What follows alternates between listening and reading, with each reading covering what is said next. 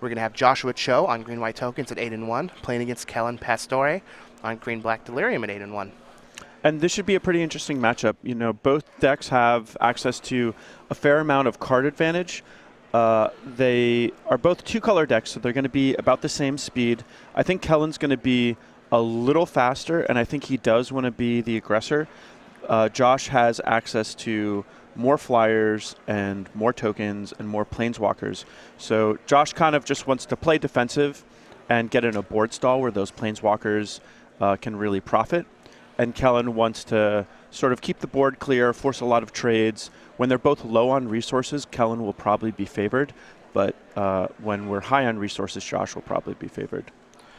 All right, well, Kellen is going to be mulliganing to 6. However, he's on the draw, and he's found a hand that he likes. Both players are going to start off tapped land for Joshua Cho with a Canopy Vista. Kellen's going to fall to 19, using his Llanowar Waste to play a Gnarlwood Dryad. Josh has a Hangerback Walker to follow it up. They will trade in combat, giving Josh a 1/1 Flying Thopter token, while Kellen only has a Hissing Quagmire for his land for the turn. Josh's third turn, he's going to start out with an attack from that Thopter, dropping Kellen down to 18. Ooh. And a Nissa Vastwood Seer. And this is a big deal. Kellen does have access to cards like Ruinous Path, but a turn 3 Nissa on an empty board is something that can threaten an ultimate very, very quickly, and that can just end a game right away. One interesting point of interaction here is just how well Liliana, the Last Hope, lines up against Nissa Vastwood Seer. But whoever gets theirs online first will be threatening an ultimate first. So while Kellen can contain that Nissa with the Liliana on his side, he does still need to find some way to pressure it before Joshua Cho gets to fire off that Sphinx's Revelation-like ultimate. Yeah, and Den Protector is going to be probably Kellen's best way to attack this Nissa, which hopefully is what he deployed just now. But the thing about Liliana is Liliana and Nissa essentially face off on equal footing. You know, they both tick up, and their +1s essentially cancel each other out. So I wouldn't really say that Liliana is a good way to attack Nissa. I would say that they're just, pretty well balanced when they face off against each other. Whoever plays it one first, though, is going to be able to ultimate first, which is a big deal. All right, well, Josh is just going to plus the Nissa, play another Hangerback Walker for 1, and pass the turn back to Kellen. And from this position, if this Den Protector flips up and knocks the Nissa down to 2, I wouldn't be surprised to see Josh just minus the Nissa and then start getting aggressive. Right, so it looks like we've got a dead weight from Kellen is going to hit that Hangerback Walker and give Josh Cho another 1/1 Thopter. Den Protector is going to turn face up, getting a +1/+1 counter for its Megamorph. And let's see what Kellen decides to rebuy. Both of the cards in his graveyard are 1-mana spells, so he's going to have a pretty good turn here. He's going to get back Deadweight and replay it on the 1/1 Thopter and attack Nissa down to 2. Yeah, and now what I would like to see Josh do is just play some more creatures and then minus a Nissa. It would give Josh the ability to put a lot of pressure on the board. His Nissa's going to die anyway, and getting another 0/1 plant is not really well worth it. On the other side, if Josh has a way to kill this Den Protector, then it's probably worth it for him to keep ticking the Nissa up. So it looks like Josh is going to minus that Nissa. That's going to put a +1/+1 counter on all 3 of his creatures. So both of his plants will become 1/2s, and that Flying Thopter will become a 2/2. It looks like he does not have a 4th land, though, so that's really going to hurt him. This green-white tokens deck really thrives once it gets into that mid-game with a lot of lands to take advantage of. Yeah. But he does have another copy of Nissa Vastwood Seer, so he's going to plus that one, make an 0/1, get into the red zone with his creatures. That's going to knock Kellen all the way down to 11 from the 6 points of damage. And this Nissa now is threatening to... 4 points of damage, right? Yeah, 4 points of damage. Kellen's going to attack the Nissa for 3, knock it down to 1, just play a Grimflayer and use an Evolving Wilds. This is going to give him 3 different card types in the graveyard, so he is a sorcery or instant away from turning on Delirium for this Grimflayer.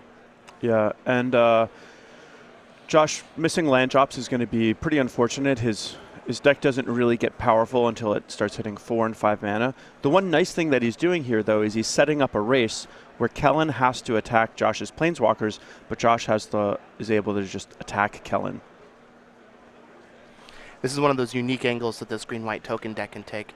It has a lot of card advantage built in. It's very well suited for playing the long game. But because it is able to go wide and distribute its power and toughness over a handful of creatures, it can also play this game where it just forces its opponent to interact with his planeswalkers, all while getting in chip shots of damage until the game's over. Yeah.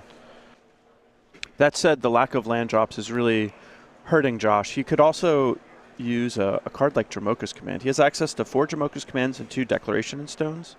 If he could just either take care of this Den Protector so it doesn't kill his Planeswalker, or just kill the Grim Flayer so he can push through a lot of damage, he would be in a much better situation. Well, Josh is just going to attack for 2 in the air with that Thopter. That's going to knock Kellen down to 11.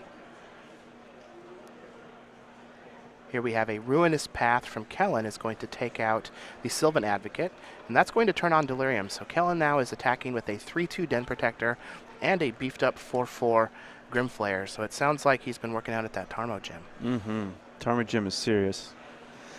So I think the most likely thing is that Josh is just going to take all the damage here, lose his Planeswalker, but then have a decent counterattack. If he can find something like a 4th land to play a Gideon and make an emblem, he's going to crack back for a ton of damage.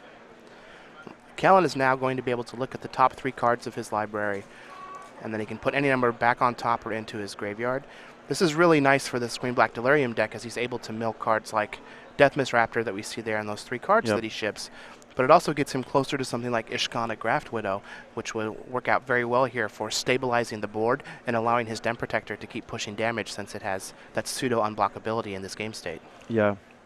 I was a really big fan of Den Protector main deck in the green-white tokens last season, specifically because it was so good at attacking other Planeswalkers.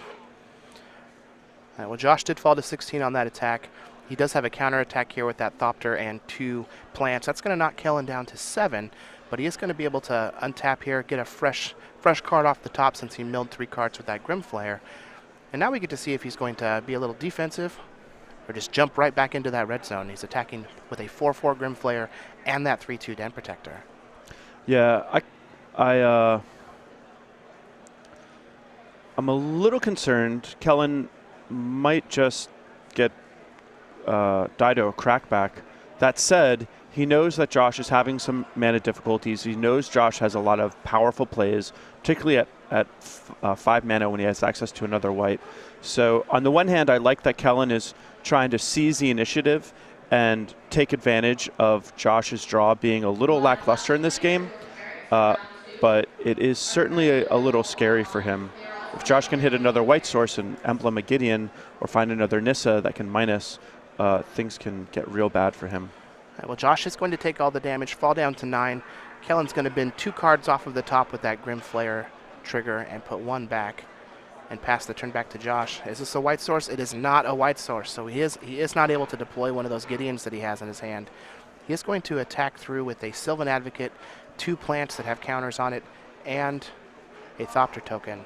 Kellen is going to activate a Hissing Quagmire. This could be a very good defensive turn for Kellen if he has an instant speed removal spell to take care of that Sylvan Advocate. Yeah. Yeah, that would be a big deal. It does look like he has a Grasp in Darkness. So Hissing Quagmire is going to block a plant. He will Grasp of Darkness that Sylvan Advocate. He's going to take 3 points of damage, 2 from the Thopter and 1 from the plant, falling down to 14. And Josh will lose a plant token. So it's unlikely that Josh will die this turn, and this is going to be a great defensive measure. This is going to be a great way for Josh to essentially lock up the board. It does not have the Delirium, though, so it's a little unfortunate. Josh is going to play an Ishkana Graft Widow, and without Delirium, it won't bring some little spider babies with it, but that 3/5 body is huge. It's able to block Den Protector. It can hold off that Grimflayer from attacking. But here's the card that Kellen left on top of his library from his last Grimflayer trigger. Let's see if it's an answer to that Ishkana. And it is a Ruinous Path. So Ruinous Path will take care of the Ishkana for Kellen. Let's see how he decides to attack here. Yeah, it's a little dicey. He's at 4. Josh could win with a Dramoka's Command. If he hits a white source, he could win with a Gideon Emblem. If Josh draws a Nissa, he could win with that. I think all of those plays kill Kellen whether or not he attacks here.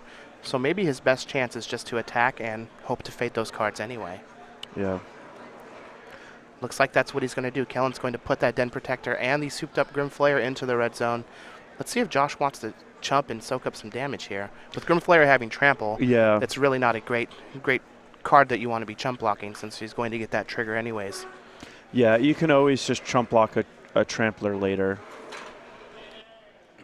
So if I were Josh, I think I would just take the damage. He's probably trying to think if there's any possibility of like a +2/+2 combat trick, like Tread Upon or something, that this deck might play that would be able to kill him.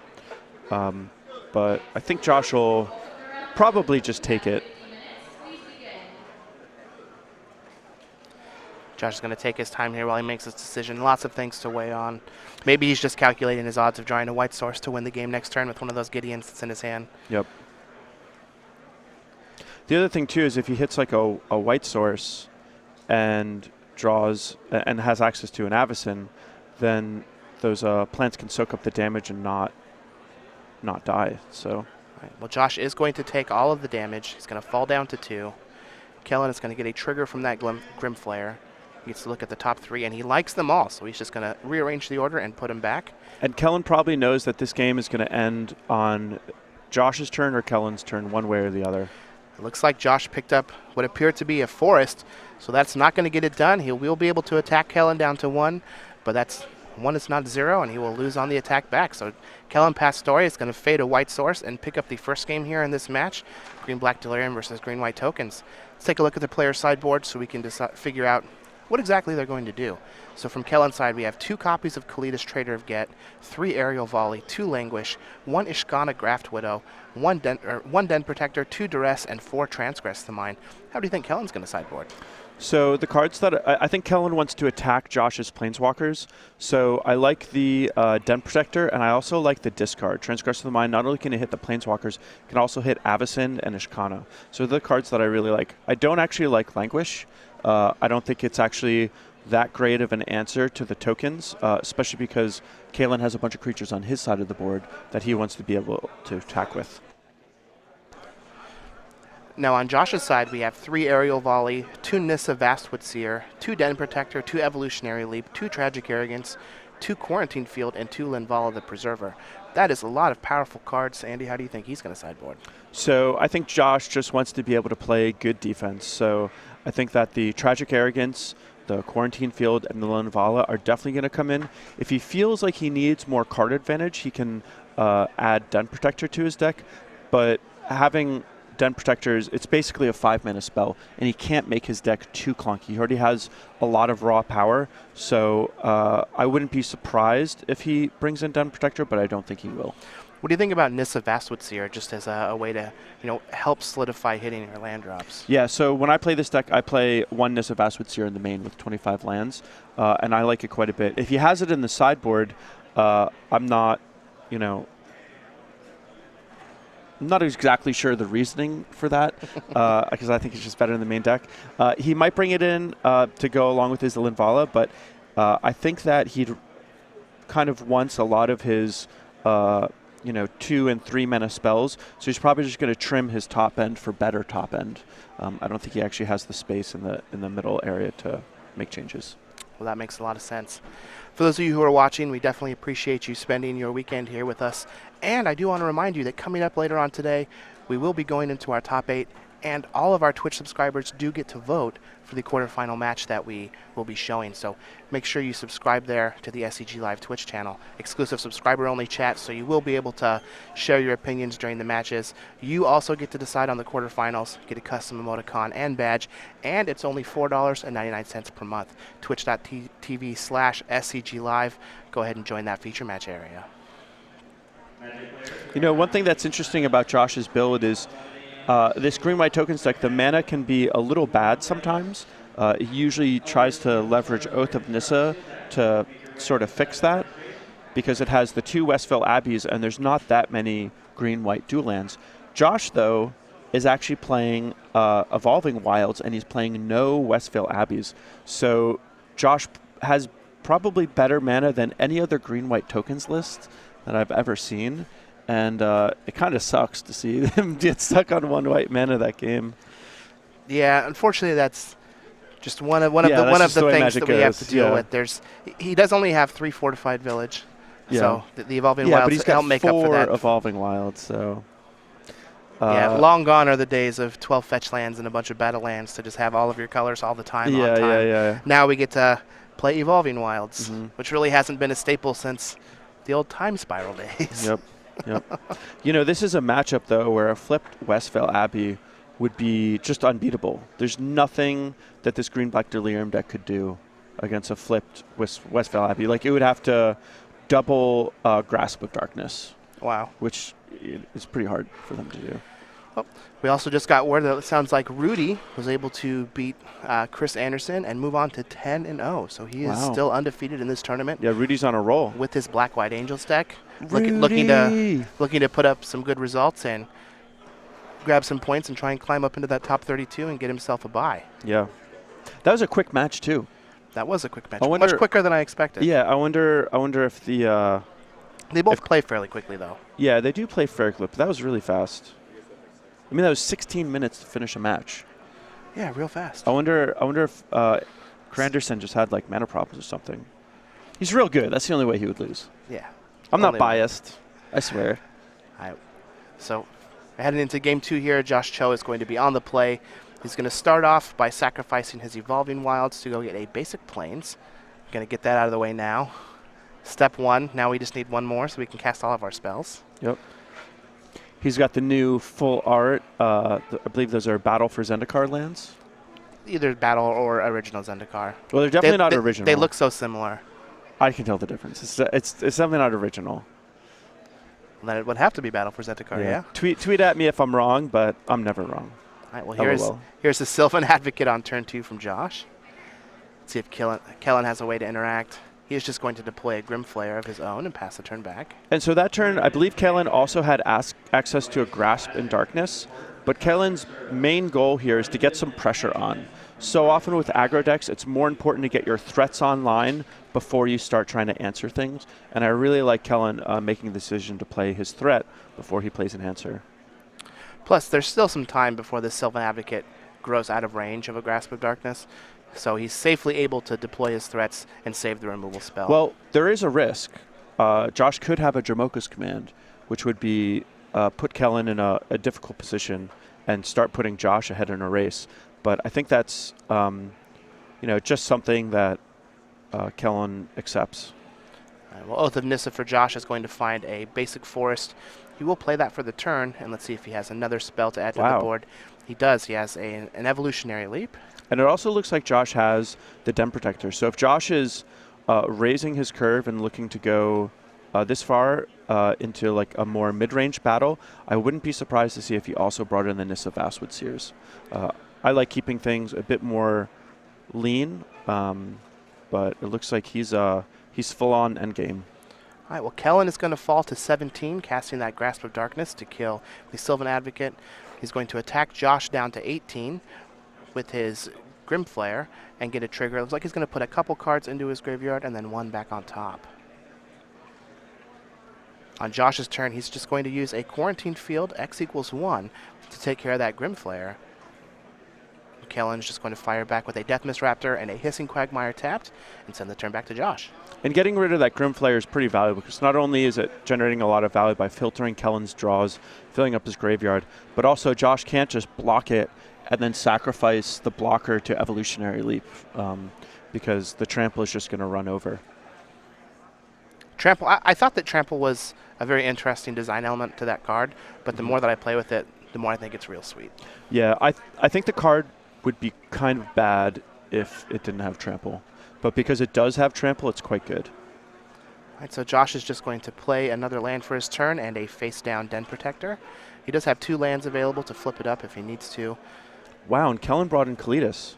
Kellen is just going to play Kalitas for his turn. Let's see if he's going to attack with that Deathmist Raptor. He will. Josh is not going to block, and he's going to fall down to 15 on the attack. So I'm a little interested by this. It seems like both players just decided to sideboard in all of their mid-range elements. Well, on Kellen's end step, Josh is going to turn that Den Protector face up and get back to Sylvan Advocate. He is 1 land away from turning it into a 4/5. So another Quarantine Field here would be great. One of the nice things about Quarantine Field is X can be anything, and in these late game scenarios, which green-white tokens frequently gets in, Quarantine Field can frequently be a 2 or even a 3-for-1, which is quite nice. And exiling a Deathmist Raptor is basically the best way to deal with it, because otherwise it might just come back. And it doesn't look like Kellen has any ways in his deck to actually answer those enchantments. Yeah, these green-black decks almost never have a way to answer the enchantments. Well, there we see Nissa Vastwood Seer out of the sideboard for Josh Cho. This is going to allow him to go get a forest. That will be land number 6, so it will make his Sylvan Advocate a 4/5 if he decides to play it from his hand. And it's also going to make it so he's only 1 land away from flipping that Nissa. Yeah, quite nice. It'll be interesting to see. I believe Kellen still has Grasp in Darkness, but we'll see for sure on this upcoming turn, I'm sure.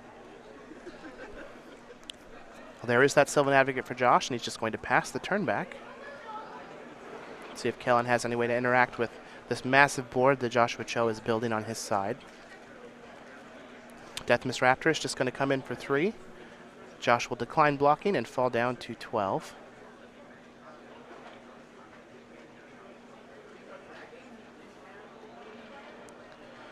A Ruinous Path from Kellen is going to target Nissa Vastwood Seer. Not a moment too soon. Josh is going to sacrifice it to Evolutionary Leap. That will trigger. That will be replaced by Kalidas' ability. Kellen's going to get a zombie, but Josh is going to be able to Get a Den Protector. leap through his deck and find a Den Protector. And it is funny how Evolutionary Leap, it makes you randomize them. Yeah. So with Oath of Nissa, you get to choose. With Evolutionary Leap, it has to be random. So frequently you'll see one player kind of present the little shuffle pile, the cards from the Leap, and the other. I think that's player's the necessary, option to though, cut it. because then you could just have no other creatures in your deck and then stack your entire deck. Yeah. Which would be annoying and time-consuming. Yeah. Kellen is going to use an Evolving Wilds and then just pass the turn back to Josh. They're going to wait for him to finish shuffling, and then Josh is going to take his turn. So it's going to be pretty interesting to see how much work this Kalidas does. That's one question I have when I'm watching this match. Oh, this is a big deal. Well, Quarantine Field for 2 is going to take care of Deathmist Raptor and Kalidas. That's going to clean this board up pretty nicely.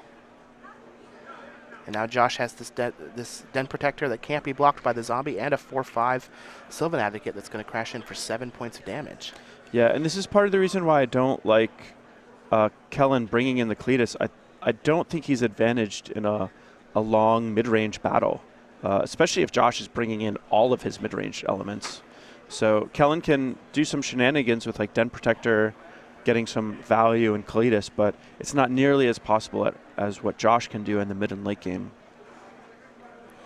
Well, there is a Den Protector for Kellen, and just going to pass the turn back to Josh. Josh will use his Evolving Wilds on Kellen's end step. Go get another Plains.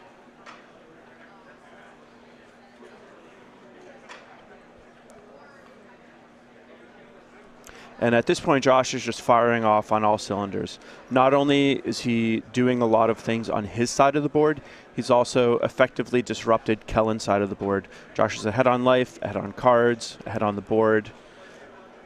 And he's looking to be in great shape.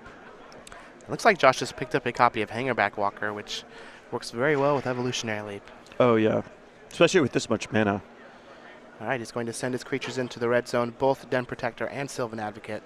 Kellen is going to unmegamorph his Den Protector. Let's see what he gets back. And this is going to allow him to block his opponent's Den Protector. Or if he chooses, he could block the Sylvan Advocate and Grasp in Darkness the Sylvan Advocate before damage, which would be a little risky if Josh has access to something like a Jamoka's Command. All right, well, Kellen is just going to block Den Protector on Den Protector and take 4 points of damage from the Sylvan Advocate. That's going to drop him down to 5. He still has that 2/2 zombie that's just kind of hanging out there. Hopefully he doesn't forget about it. Yeah, one thing that was interesting there too was Josh chose not to activate Evolutionary Leap because he just wanted to get that trade.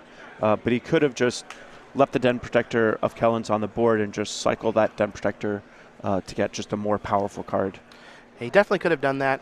I like having them trade though, since he has a Den Protector in hand that he got off of the last Leap activation, and getting back Den Protector with Den Protector is just the epitome of value.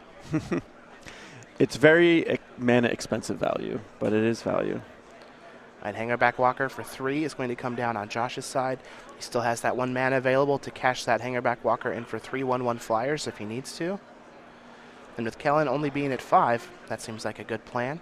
And Kellen's going to scoop his cards up in face of those Flying Thopters. We did not see any Planeswalkers for Josh, so it might be possible that he just sided them out and brought in all of those mid-range things. Do we think that either players are going to make any changes to their board plan? Well, we did see Josh reveal some Gideons off of his Evolutionary Leap, so maybe he trimmed the Nissas, but what I would like to see Kellen do is just take out those Kalitas. I think it should be apparent to him now that he's pretty outclassed in a long mid-range mirror.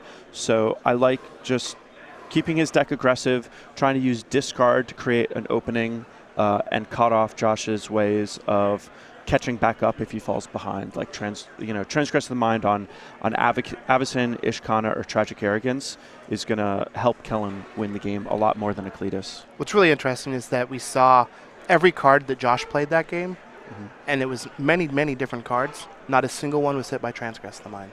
Yeah. We saw all Hangerback Walker. I guess it could take Nissa, but Hangerback Walker, Quarantine Field, Evolutionary Leap, Sylvan Advocate, Den Protector. None of those cards actually get hit by Transgress the Mind, and that's pretty neat.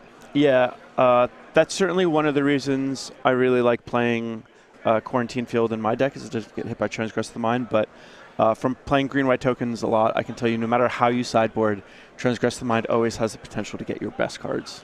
That is true. Now, going back to our conversation about which basic land that was, if you're interested in getting some of those basic lands for yourself, you can head on over to StarCityGames.com for our weekly sale, where you can save on select full art basic lands. Unglued, Unhinged, Zendikar, Battle for Zendikar, foil or non-foil. We have all of them available. StarCityGames.com weekly sale. It ends Monday at 10:59 a.m. So act now, where you can save on select full art basic lands. So now that Kellen is going to be on the play, he should be able to seize the initiative a little bit more. Josh's deck is good at clogging up the board and playing defense, but with Kellen being on the play, he might be able to have a better showing than he did last game.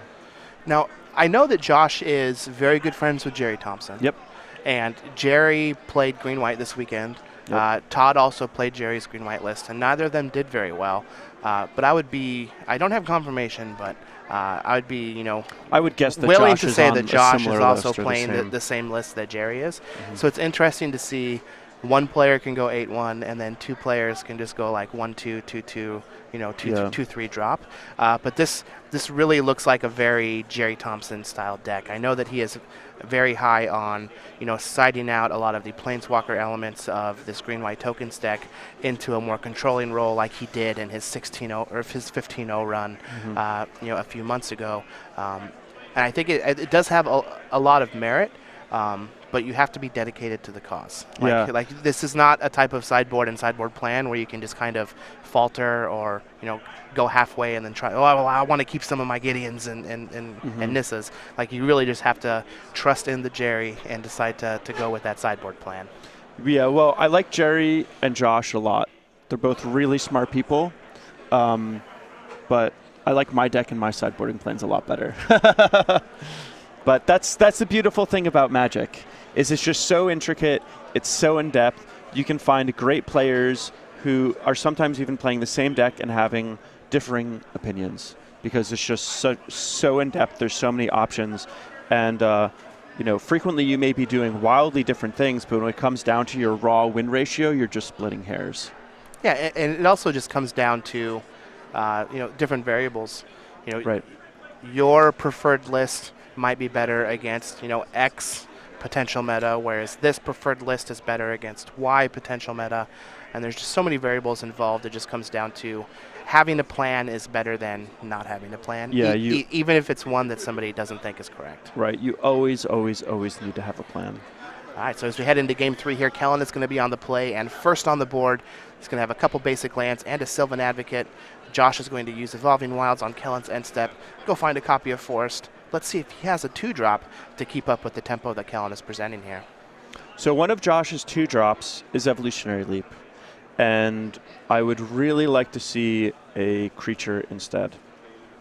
Well, he does have plenty of Sylvan Advocates, Noose Constrictors, and Hangerback Walkers in his deck, so looks like he is going to have a Hangerback for 1 and pass the turn back to Kellen. Sylvan Advocate is going to come in for 2. This would be a really good turn for a Liliana from Kellen. And he does have it, so he's going to be able to use Liliana to take care of Hangerback Walker. That will generate a 1/1 Flying Thopter. They can attack Liliana back for 1, but then they can just tick up the following turn and take care of that Thopter. Yeah, one of Josh's best plays on this turn would have been to simply level up his Hangerback Walker and then Dromoka's Command to +1/+1 fight the Sylvan Advocate, and then he'd have a 3/3 Hangerback Walker. But as it stands, this Liliana is going to give him a lot of problems. Ooh, and he does even have a Dromoka's Command. We might see him use it just to make his Thopter a 2/2 and not die to that Liliana. But even then, from the subsequent turns, he can shrink the power on that Thopter so it doesn't really do much. Yeah. Well, here is a Sylvan Advocate. And just a pass from Josh. And he's not attacking with the... Yeah, that's curious why he didn't attack Liliana with the Thopter. I'm a little bit surprised by that, too. I guess he just really values his life total. He can't really threaten the double block here for fear of Kellen having an instant speed removal. All right, well, Josh also had an Evolving Wilds that he's going to sacrifice on Kellen's end step, but Kellen's going to get in for 2 with that Sylvan Advocate. It looks like Josh might have blocked with his Sylvan Advocate since the life totals haven't changed, but we will get a confirmation on that. He will use the Liliana +1. Oh, there we go. So Josh did not block. He's down to 16. Liliana is going to take care of that Thopter, and Kellen has his 4th land, a Llanowar Waste, and now a Kalitas. So this is looking pretty bad for Joshua Cho. Yeah, this Liliana, it traded with Josh's 2-drop, and it's still on the board generating more value. So Kellen is just way ahead on tempo because of that. It's also a very good augment to the Sylvan Advocate versus Sylvan Advocate battle, where you're able to attack into their Advocates with yours and then threaten being able to kill their Sylvan Advocate if they block. And then even if they don't, you can still shrink it to an 0/1 so it can't attack you back. Yeah, I really like Sylvan Advocate in this deck. It looks like Kellen's only playing 2 Sylvan Advocates. I feel like they're so good with the 4 Hissing Quagmires he's playing. But I know that in Todd Stevens' deck, when we were looking at it, he had actually cut all the Sylvan Advocates. Yeah. So I guess there's some reasons not to play the Sylvan Advocate because it's not synergistic enough with your primary Delirium game plan. But it is just such a good card. I know that Todd had 3 in his first list last week and then wrote about how he was unhappy with them and cut them, that Gnarlwood Dryad just overperformed. So Kellen is down to 2 here. Josh has a Dromoka's Command on his turn. That's going to put a counter on Sylvan Advocate and then fight off Kellen's Sylvan Advocate. Let's see how he decides to play this turn. Now that Advocate is a 3/4.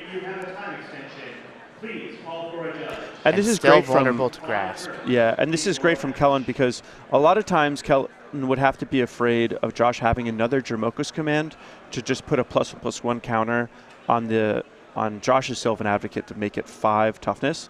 But because Kellen has that Liliana, he doesn't have to worry about that. He can just run the Grasp out.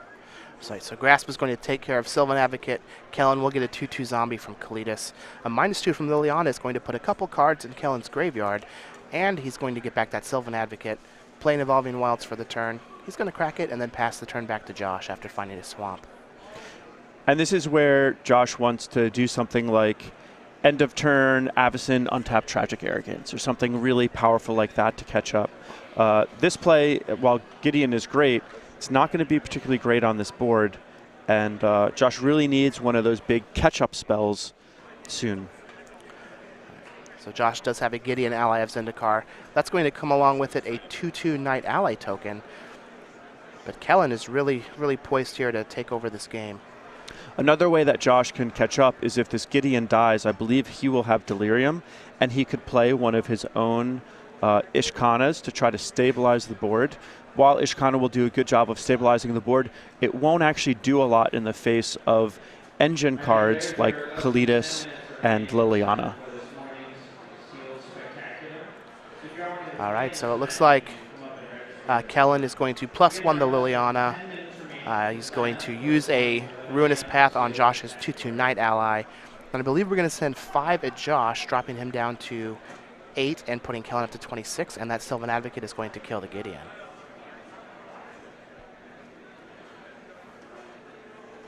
Yeah, and it looks like Josh is having some mana problems yet again. Pretty unfortunate.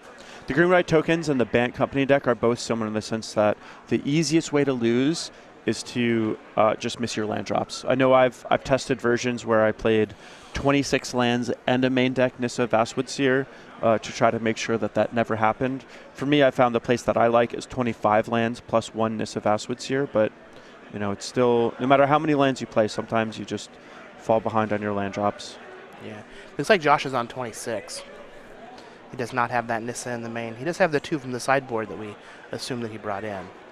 But his hand just appears to be glutted with cards like Quarantine Field and Dromoka's Command, which aren't really going to do much when you're in this situation where you're so far behind, just being out-tempoed by the powerful Planeswalker and threats from Kellen. This is one of the reasons that I really liked Sylvan Advocate in this deck is it can turn Nissa's -2 just into a 2-mana 4/5 when you get into the mid to late game. Yep. Which is just such a huge body. Yeah. Quarantine Field for 1 is going to take care of that Kalidas Trader of Get and pass the turn back to Kellen. Kellen has a Duress, and we're going to see Hangerback Walker, Den Protector, and 2 Dromoka's Command. So by default, he is going to take a Dromoka's Command, but now he knows exactly what he has to worry about over the next couple of turns. And this highlights one of the intricacies of building a deck and playing it with Dromoka's Command. Dromoka's Command really encourages you to have a pretty fair creature density, especially creatures of a reasonable sized body. If you end up having too much stuff that's small and can die easily, your Dromoka's commands end up not doing very much. All right, well, Josh is going to be attacked down to 2. He's going to draw another non-land card, play Hangerback Walker for 1, and pass the turn back to Kellen. Kellen does have a bunch of removal. Let's see what he decides to do here. He's going to plus Liliana. Josh is going to Dromoka's Command to put a counter on Den Protector and fight, and Kellen has a Grasp of Darkness to kill it in response. That's only going to leave behind 1 blocker. That will leave behind 1 blocker, and since Kellen has 2 lethal attackers, Josh is going to stretch the hand and concede the match. So Kellen is going to win this match 2-1 over Joshua Cho with Green-Black Delirium and move on to 9-1. I'm pretty excited to see this. This Delirium deck looks like it could be a new, an actual contender to this new standard format.